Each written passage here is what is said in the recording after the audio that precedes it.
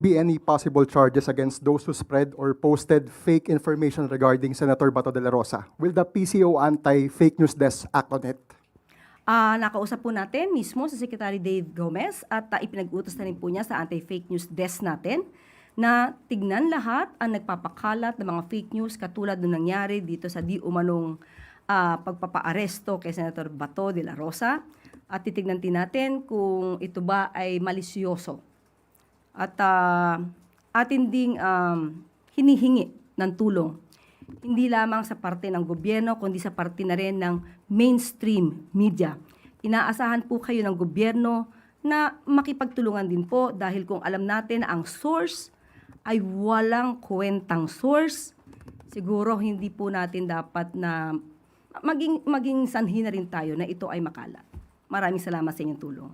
Follow-up question, Kat Domingo, ABS-CBN. Ano po yung possible penalties na pwedeng ipataw doon sa mga mapapatunayan na nag-violate ng or nagpakalat ng fake news about this incident? Tingnan po natin, inaaral pa po kung ano yung mga naipakalat, kung paano naipakalat, at ano yung mga mensahe. Yan po ay bubusisiin muna. At kapag nakita namin kung ano ang dapat na ipataw, ibibigay po namin sa inyo kung anong kaso ang pwedeng isampa sa kanila. Pero hindi po ito tutulugan ng gobyerno. Lahat po ngayon ng fake news, hindi man ito, talagang pinatututukan na po ng PCO.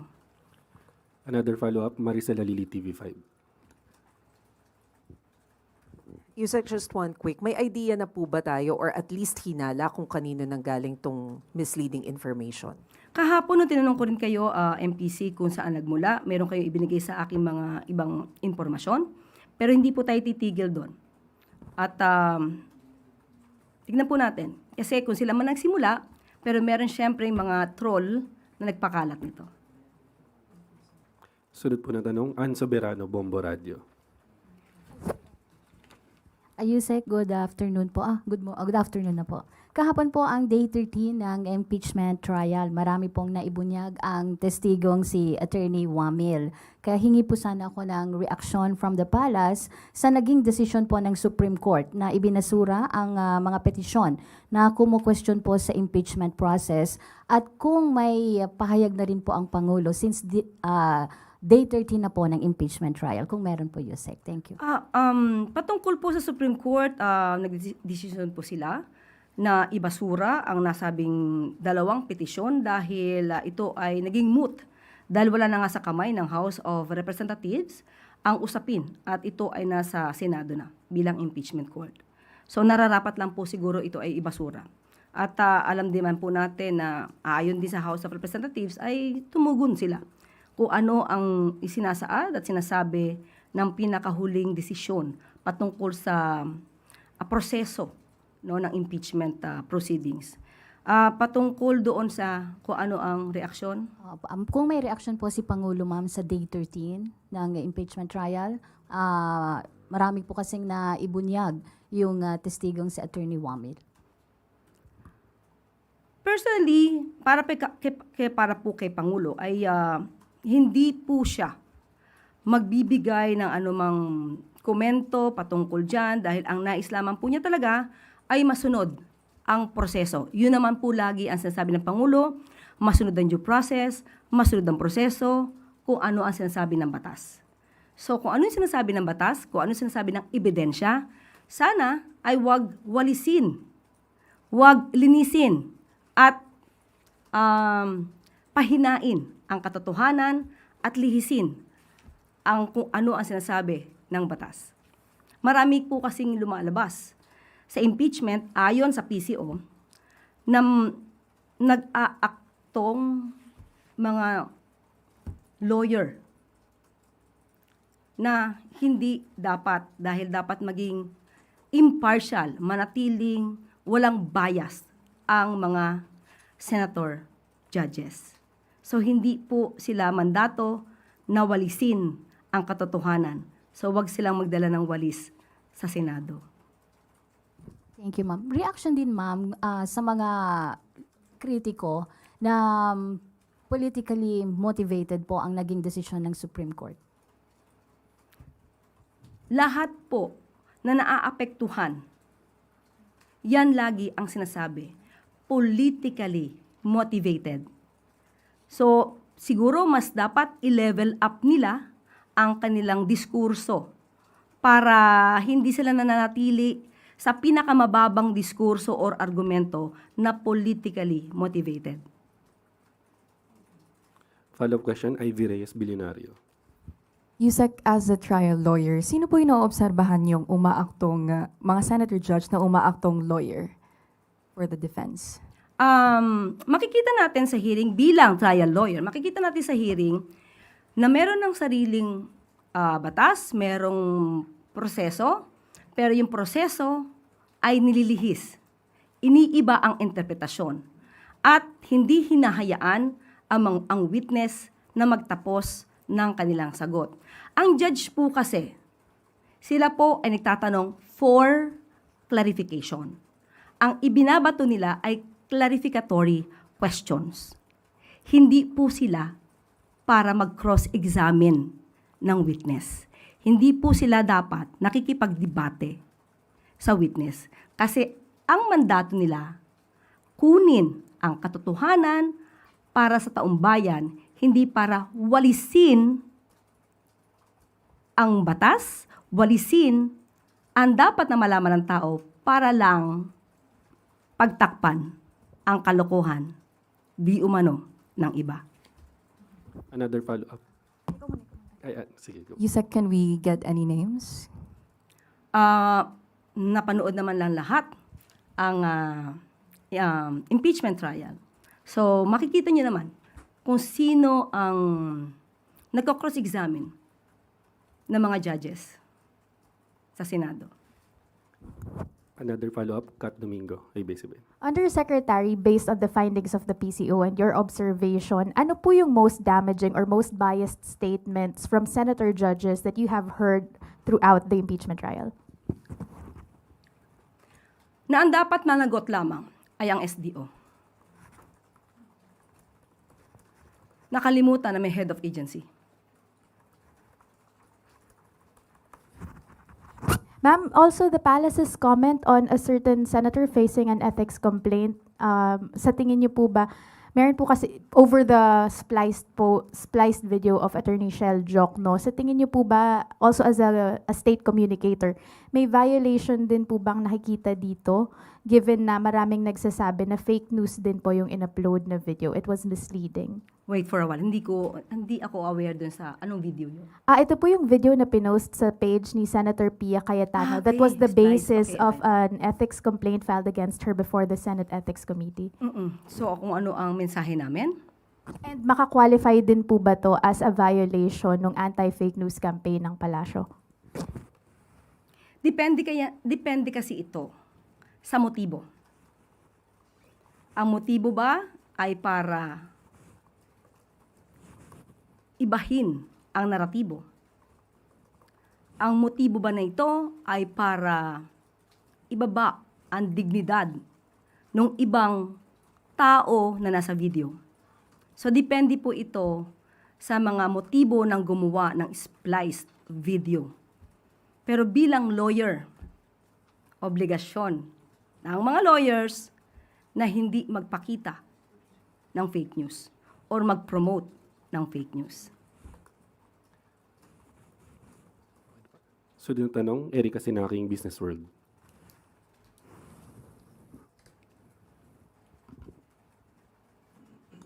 Good afternoon po, Yes, Yusek. Erika. Yes, regarding po dun sa 12.5% na forced labor tariff, now that the joint administrative order by the DTI, the DOLE, and the DOF has been submitted to Washington, may we know po yung Malacanang's expectations as we lobby the tariffs removal? Yes, ang ating pong pamahalaan ay nakikipag-usap na po at ito po rin ay nabanggit ni ng DTI, Secretary Chris Roque, at lahat po ng kailangan ibigay na impormasyon na hindi po tayo lumalabag sa batas at hindi po tayo pumapayag sa forced labor. Marami po tayong batas na nagpapatunay na ito ay ipinagbabawal at ito ay may parusa kapag nahuli na nagkakaroon ang ang employers at nagpapatupad ng forced labor. So ngayon wala pang timeline na binibigay, pero patuloy po ang pakikipagnegosasyon at pakikipag-coordinate with the USTR. Pero ma'am, follow up lang po. Optimistic po ba tayo na makakuha tayo ng resolution within the year? Kailangan natin maging optimistic. Kailangan nating ipakita talaga na hindi tayo lumalabag sa batas. Siguro with all the laws that we have and the laws being implemented here in our country, we can say na we can prove them na the accusation that we are into forced labor is wrong. Thank you po. Follow-up question sa Medinilla Business Mirror. Good afternoon, ma'am. I-clarify lang po namin, will the government push for the reduction of nung 12.5% tariff or yung removal po nung buong tariff na yun? Sa ngayon, ang ibinigay sa atin na impormasyon, ang target ay maibaba ito sa 10%. Na-mention po ba kung ano yung mga possible, bukod po dun sa JAW na na-mention po kanina, may other concessions na willing po ibigay yung government para po ma-negotiate yung pag-reduce ng tariff? Walang ibinigay na anumang detalye, kundi yan lamang. Thank you po, ma'am. Sunod na tanong, Rafi Ayeng, Daily Tribune.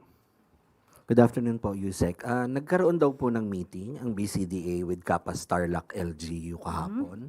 At pwede po bang makahingi kami ng update sa PAC Silica kung ano po yung napagkasundoan? Wala pa pong naibigay sa aking update. Siguro kung kanina mo na itanong sa akin yan o naibigyan mo ako ng any idea, baka natawagan natin si PCDA CEO. So maya-maya, tatry ko pong matawagan para mabigyan ko po kayo ng update.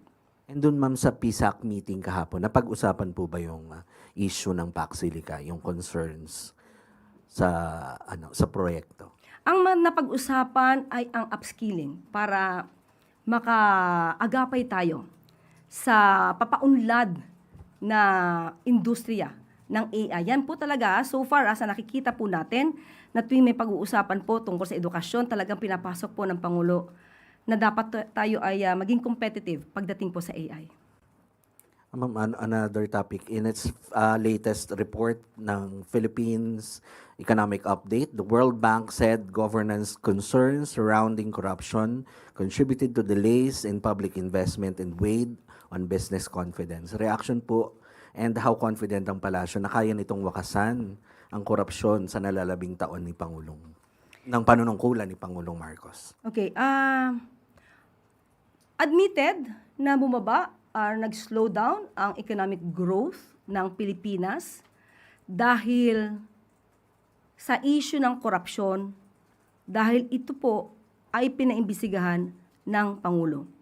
Nung pinaimbisigahan niya ay nakita natin ang lawak ng issue ng korupsyon at nag-ingat ang ating pamahalaan, ang administrasyon, sa paglabas ng pondo nung last quarter last year. Hindi nagpalabas ng pondo agad-agad sa mga infrastructure projects dahil minabuti na tignan kung yung mga kontraktor na ito ay dapat na ipagpatuloy mga proyekto na kung sila ay may magandang record o hindi. So, totoo po na nagbawas ng paggastos ang gobyerno at isa to sa nakaapekto ng pagbaba ng GDP. At sinabayan pa, after that, ilang buwan lamang ay sinabayan ng krisis sa Middle East. Pero tinutugunan ng Pangulo at ng administrasyon para maibsan ang naranasan nating yung impact ng krisis na ito sa pamamagitan ng uplift. So, kahit na meron tayong programa tungkol sa uplift at nakita po nga natin na bumababa naman ang inflation rate, but still, hindi tayo magsasawalang bahala. Patuloy ang pagmomonitor na ito. At inaasahan po siguro itong second quarter or third quarter ay medyo ang paggastos ng gobyerno para mas makita ang pagtaas. Yung economic growth ay gagawin po. Pahabol po nakatanungan, Ivy Reyes, Bilyonaryo. Yusek, still on Pax Silica. Meron pong separate petitions on groups like Bayan and the International League of People Struggles, and one of their petitions has over 387,000 verified signatures on change.org. Ano pong komento ng Palace dito na ganito yung volume of criticisms and apprehension from the people? Siguro mas maganda lamang po na mabigyan sila ng tamang impormasyon kung paano ang Paxilica nagagawin at kung paano ito makakabuti sa ating bansa. Kasi ang nakikita po natin sa ngayon, marami po sa SOCMED na puro negatibo ang naipapakita. Katulad na lamang po na maaari mapaalis ang mga magsasaka sa nasabing lugar. Pero ang sabi nga natin, year 2019 ay na-allocate na po ang 3,500 na buildable zones. So yung 3,500, hindi na po ito dapat na sinasaka. Meron pong mga lugar na para sa ating mga magsasaka sa nasabing lugar. So, siguro tama lang na pagbibigay ng impormasyon sa ating mga kababayan, sa mga lahat ng pumirma dyan. We hope na nung pumirma kayo ay alam nyo ang detalye patungkol dito. Hindi sila muwang, hindi sila mangmang sa kung ano ang Paxilica. Sana alam nila talaga kung ano ang nilalaman ng agreement na ito. Another follow-up, sa Medinilla Business Mirror. Good afternoon, ma'am. Clarify lang po namin, dadaan pa rin po ba kay President Marcos yung framework deal for Paxilica? Or sa Senate lang po? Or ano? Ibibigay po ang report kay Pangulo kasi para po makita ng Pangulo kung ano yung nararapat at makapagkomento siya, ito hindi dapat, ito dapat. Nasa Pangulo pa rin po yan. Nabigay po bang timeline si President Marcos kung kailan niya gustong makita yung draft ng framework deal before yung scheduled signing sa November? Mamaya po, itatanungin ko sa kanya ang iyong katanungan, Sam. Thank you po, ma'am. Salamat. Another follow-up, Allen Limos, The Manila Times. Ma'am, you mentioned po na meron na pong mga mga agreement na nagawa po on the ground. Pero some of the farmers and indigenous peoples claim na wala pa po silang idea about the whole Paxilica issue. Any reaction po to that? Kaya nga po, doon sa mga may concern, ngayon pa lamang po, dito sa briefing na ito, pinapanawagan na rin po natin kay BCDA CEO, Joshua Bingkang, na lahat ng concerns, lahat ng tao na may concerns patungkol sa Paxilica, kailangan po na mabigyan sila ng tamang impormasyon patungkol dito. Kasi mahirap po na sa SOCMED lang tayo titingin, kailangan manggagaling sa gobyerno at sa mga stakeholders para valid yung nakukuha nila mga impormasyon. So, ipagbibigay alam po natin kay BCDA CEO. Anyway, even before naman po, binanggit na natin, nung nagkaroon ng issue kay Mayor Tarlac, Kapas Mayor, ang issue na to. Salamat po. Wala na pong katanungan mula sa MPC. Balik na po sa iyo, Yusek. Maraming salamat. Hindi mapipigilan ang Pangulo sa pagtatrabaho kahit pa may bagyo. Nakatakdang pangunahan mamayang hapon ni Pangulong Ferdinand R. Marcos Jr. ang ika-4 na Legislative Executive Development Advisory Council o LEDAC meeting ng 20th Congress sa Malacanang. Inaasahang tatalakayin ang 24 priority LEDAC Common Legislative Agenda Bills para sa pagpasa bago ang katapusan ng June 2027. Kabilang sa mga priority bills ang Anti-Political Dynasty Law, Party List System Reform Act, People's Freedom of Information, Right to Information Act at amendments to the Bank Deposits Secrecy Law o ang BRIGHT Act. Prioridad din ng Pangulo ang Philippine Budgeting Code, promoting growth, revenue, and equity towards socio-economic sustainability o Progress Bill, at ang General Tax Amnesty, including estate tax amnesty. Nais din ng Pangulo na agad na maipasa ang Travel Tax Abolition, amendments to the Coconut Farmers and Industry Trust Fund Act, at ang amendments to the Fisheries Code. Kagaya ng nabanggit sa kanyang SONA, nais din ng Pangulo na gawing priority ang IPIRA amendments System Loss Abolition, ERC Strengthening, at Sariling Kuryente Act, maging ang Waste to Energy Bill o ang Waste Treatment Technology Act. Kabilang din ang pag-amyenda sa masustansyang pagkain para sa Batang Filipino Act o ang Expanded National Nutrition Program Act at ang Classroom Building Acceleration Program Act. Isinusulong din ng Pangulo ang amendments to the Government Assistance to Students and Teachers in Private Education o ang GASTE Act. Amendments to the Universal Access to Quality Tertiary Education Act. Presidential Merit Scholarship Program, National Coordinating Council for Education o ang NCCE Act. Amendments to the Anti-Online Sexual Abuse or Exploitation of Children and Anti-Child Sexual Abuse or Exploitation Materials Act o ang Child Online Safety and Protection Act.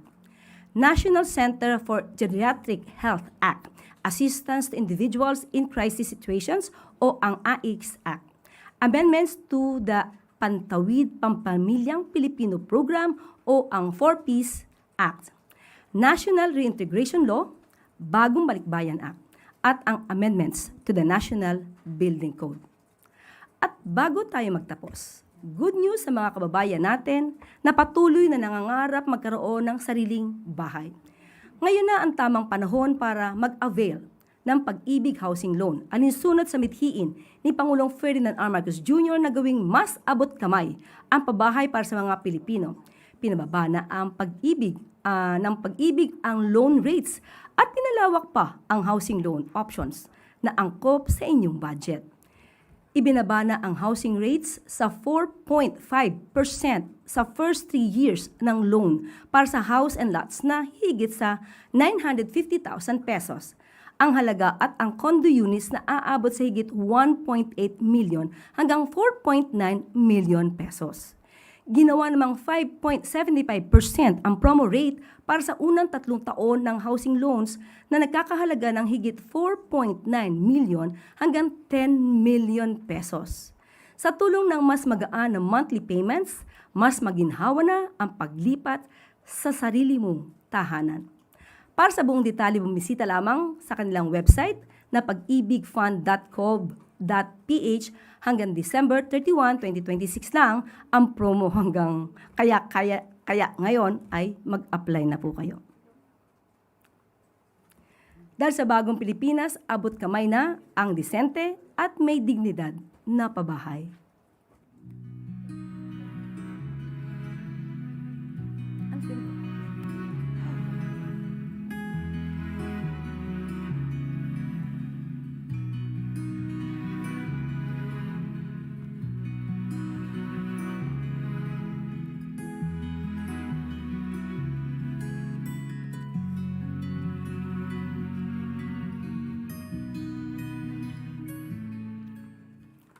At para sa update mula sa BCDA, and that would like to state the message. The Bases Conversion and Development BCDA on Wednesday, August 5, met with municipal government of Capas led by Mayor Roseler Rodriguez to continue discussions on the vision for the proposed Pax Silica innovation ecosystem in New Clark City, Tarlac, and the initiatives that will support its balanced and responsible development for the environment and for the benefit of local communities.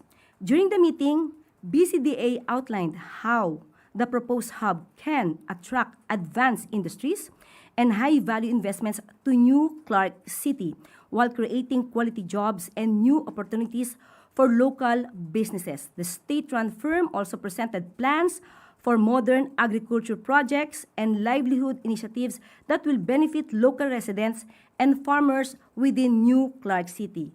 The municipal government of Capas expressed its appreciation for BCDA's plans and welcomed the Innovation Hub's potential to generate long-term economic opportunities and improve the lives of Capaseños through sustainable and inclusive development. BCDA and the Capas LGU also agreed to continuously pursue joint activities to engage barangays and local communities, provide updates as plans progress, and help residents better understand the proposed development and its potential benefits for Capas. Moving forward, BCDA and the Capas LGU will continue working closely in conducting community consultations and promoting a balanced and responsible approach to the project's development, ensuring that its benefits translate into lasting opportunities for Capasteños. Oh, end of quote. Ang bilis ng tugon ng BCDA. At bago tayo magtapos, congratulations sa ating pinagmamalaki. Ito ay mula sa ating Pangulo, kay Ms. Alex Ayala. Ang tagumpay nyo, ang tagumpay ng ating kababayan na si Alex Ayala, ay tagumpay ng bawat Pilipino. Congratulations. At lagi po natin tandaan, ang bagong Pilipino ay pinapakita ang katotohanan at hindi pinagtatakpan ang kalokohan. Winawalis ang kasamaan at hindi nililihis ang taong bayan. At dito na po nagtatapos ang ating press briefing. Magandang araw para sa bagong Pilipinas.